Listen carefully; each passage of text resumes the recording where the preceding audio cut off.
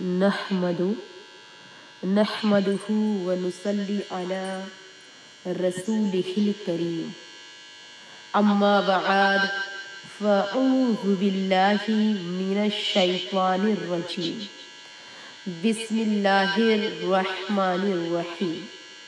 الا ان اولیاء اللہ لا خوف علیہم ولا هم یحزنون۔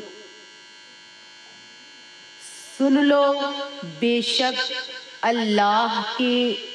ولیوں پر نہ کچھ خوف ہے اور نہ کچھ غم۔ محترمہ خواتین اسلام، ہند کی بے مثل خانقاہ علماء و مشائخ کے سردار، مسلک اعلیٰ حضرت کے علم بردار، پیر و فقیر، حاجی، مفتی، علامہ مولانا الشاہ سید آل مصطفیٰ سید میاں قادری چشتی برکاتی رضی اللہ تعالی عنہ فرماتے ہیں کہ ہمارے پیارے خواجہ غریب نواز جس وقت بغداد مقدس پہنچے تو اس وقت قطب الاقطاب محبوب سبحانی شیخ عبد القادر جیلانی رضی اللہ تعالی عنہ یعنی بوڑھے ہو چکے تھے۔ خواجہ غریب نواز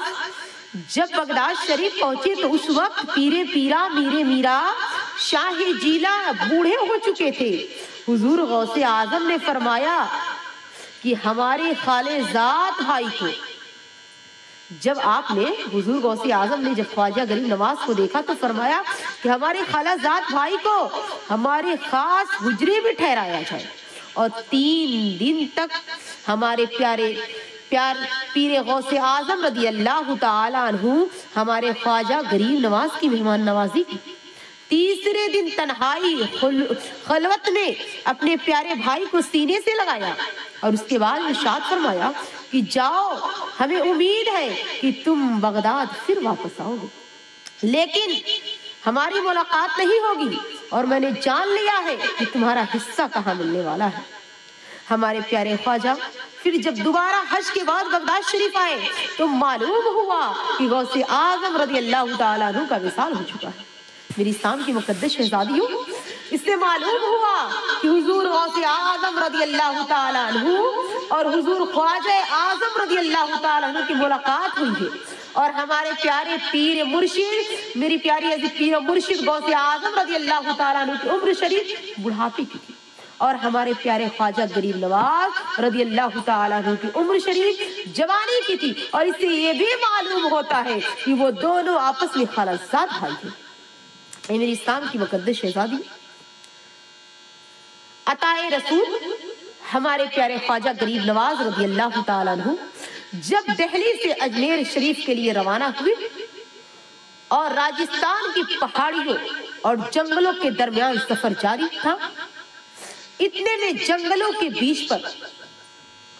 پرتھوی راج کی فوج سے شکست و ہار سے دوچار سلطان شہاب الدین غوری کے لشکر کا ایک سپاہی حیران و پریشان تنے تنہا راجستھان کے جنگلوں میں بھٹک رہا تھا۔ سنسان جنگل و بیابان میں اس فوجی سپاہی مسلمانوں نے ہمارے پیارے خواجہ غریب نواز اور آپ کے ساتھیوں کو دیکھا کہ اجمیر جا رہے ہیں۔ اس سپاہی مسلمان نے بڑی منت و سماجت کی کے ساتھ کہا کہ آپ مسلمان ہیں اور میں بھی مسلمان ہوں،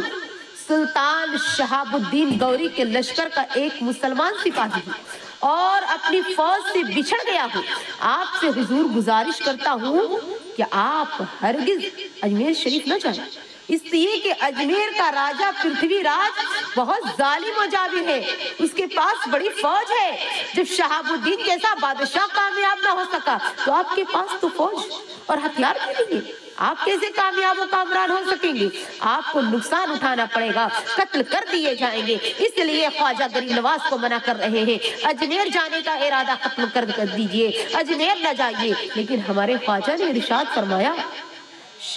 وہ شہاب الدین تھا اور میں معین الدین ہوں، शहाबुद्दीन अपनी मर्जी से आया था और मोइनुद्दीन मुख्तार दो जहां की मर्जी से आया है। सुल्तान शहाबुद्दीन फौज के साथ सहारे आया था और मोइनुद्दीन रसूल खुदा के सहारे आया है। ऐ मुसलमान भाइयों, ऐ मुसलमान बहनों, गौर से सुनो, याद रखो, जो शख्स फौज और साजो समा पे भरोसा करता है वो नाकाम और बेमुराद होता है, और जो मर्द मोमिन और अल्लाह और उसके रसूल पे भरोसा करता है वो हमेशा कामयाब और कामरान होता है। ऐ मेरी इस्लाम की मुकद्दस शहजादियों, ये फर्क है शहाबुद्दीन में, ये फर्क है ख्वाजा गरीब नवाज में। मेरी प्यारी अजीजात, ख्वाजा गरीब नवाज रज़ी अल्लाह ताला अन्हु पहले पूरे हिंदुस्तान में हर जानिब जब आप आए तो कुफ्र था, काफिर थे, बुत परस्त का दौर था, हिंदू थे, सरकश लोग थे, खुदाई का दावा करते थे। मेरी प्यारी अजीजात, अपने हाथों से बनाए हुए को खुदा करते थे, पत्थरों को, दरख्तों को, जानवरों को, मेरी प्यारी अजीजात गाय को, गोबर को, मेरी प्यारी अजीजात पूजते थे। सब दीन और इस्लाम से गाफिल, खुदा और उसके रसूल से बेखबर थे। किसी ने कभी काबा का रुख ना देखा, किसी ने और ना कभी अल्लाह अकबर की सदा सुनी थी। ऐ मेरी प्यारी अजीजात, अताए रसूल से ख्वाजा गरीब नवाज रज़ी अल्लाह ताला अन्हु के आने के बाद की बरकत से हिंदुस्तान की जमीन से कुफ्र और शिर्क का अंधेरा दूर हो गया और हर तरफ इस्लाम का उजाला छा गया। ऐ मेरी इस्लाम की मुकद्दस शहजादियों, ख्वाजा गरीब नवाज हकीकत में दीन के मुईन है। ऐ मेरी प्यारी अजीजात, और कौन ख्वाजा गरीब नवाज? आपने सुना है ना, वो ख्वाजा गरीब नवाज जिनके दरवाजे पे अगर चौखट पे कोई भिखारी चला जाए तो उसको बादशाह बना देते थे। वो ख्वाजा गरीब नवाज जिनके चौखट पे बे औलाद चला जाए तो उसे बा औलाद करके भेजा करते थे। वो ख्वाजा गरीब नवाज जिसकी मन्नतें समाजत पूरी नहीं होती थी और ख्वाजा के दर पे जाए तो उसकी मन्नत पूरी हो जाए। वो ख्वाजा गरीब नवाज जो आप फरमाया करते थे, अगर कोई मेरे चौखट पे आए ना, मुझसे दुआ मांगे तो मैं उसे अता करता हूँ, और अगर उसकी दुआ कबूल नहीं होती है, पूरी नहीं हो रही है, तो वो रो रो कर दुआ मांगे तो उसकी दुआ कबूल करूंगा।